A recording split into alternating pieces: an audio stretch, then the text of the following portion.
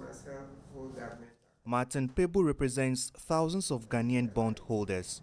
They want the government to exclude them in the domestic debt exchange program that seeks to replace more than $12 billion in current debt with 4 new bonds. The new ones, you would find that government had reduced interest payment as a coupon, no coupon actually for this year, then only 5% coupon for next year, 2024, and then after that, just 15%. Meanwhile, under the bonds currently, on average, each bondholder earns about 20% interest per annum. So who wants to trade 20% interest per annum for a bond that this year, that person will not receive any coupon payment at all?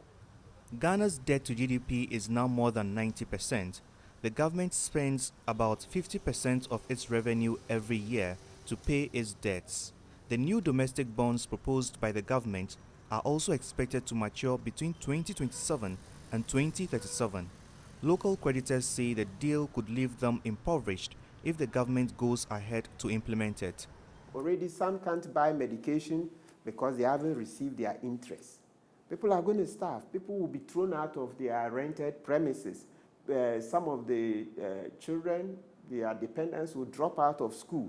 So, and some too depend on it, the coupons to be able to, run their businesses, working capital, yes, to augment as working capital. So some businesses are also going to suffer. Ghana is in negotiations to secure a $3 billion support package from the IMF, but the government has failed to reach an agreement with local creditors to sign up for a debt exchange program by January 16.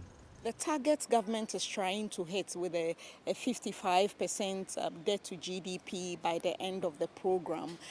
Is this sort of too much of an ambitious target? Is this something that could be spread for a longer period? These are consultations that needs to be had. The government has now extended the deadline to the end of January.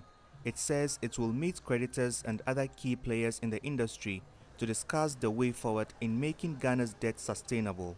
Local bondholders want the government to suspend the domestic exchange program entirely.